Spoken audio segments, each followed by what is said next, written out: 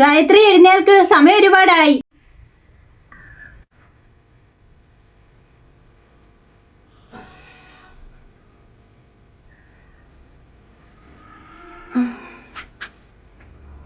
ഈശ്വര രക്ഷിക്കണേ.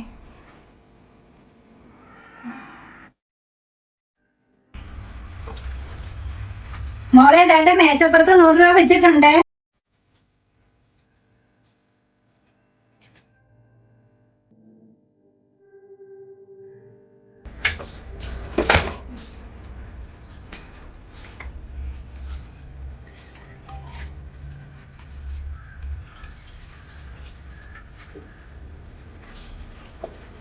അമ്മേ, ഞാൻ ഇറങ്ങുവാ.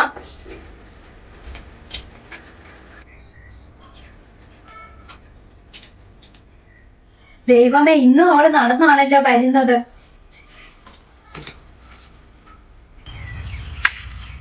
ചേട്ടാ, ചേട്ടാ, അയ്യോ എന്റെ കാലേ, എന്റെ കാലേ. നിങ്ങളിത് ഏത് കളിയാ വിളിക്കുന്നേ? അയ്യോ എന്നെ കൊണ്ടൊന്നും പറയിപ്പിക്കണ്ട. രാവിലെ തന്നെ അലറി വിളിച്ച് മനുഷ്യന്റെ ജീവൻ കളയാനായിട്ട്. അവൾ ഇന്നും പൈസ എടുക്കാതാ പോയത്. ഞാൻ ആ കാര്യം പറയാനായിട്ട് വന്നതാ.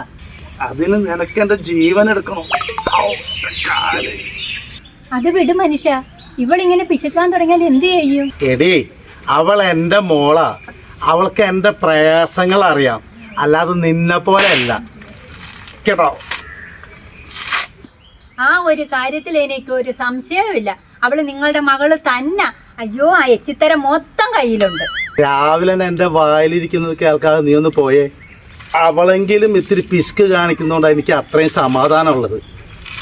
അച്ഛന് വെച്ച് മോള് വെച്ച്, ഈശ്വര, എന്നാണോ ഈ കുടുംബം ഒന്ന് രക്ഷപ്പെടുന്നത്? നീ നോക്കിക്കോടി, നമ്മുടെ മോളെ ഒരു രാജകുമാരനായിരിക്കും കല്യാണം കഴിക്കാൻ പോകുന്നത്. നോക്കിയിരുന്ന ഇപ്പം വരും അങ്ങനെ രാജകുമാരൻ.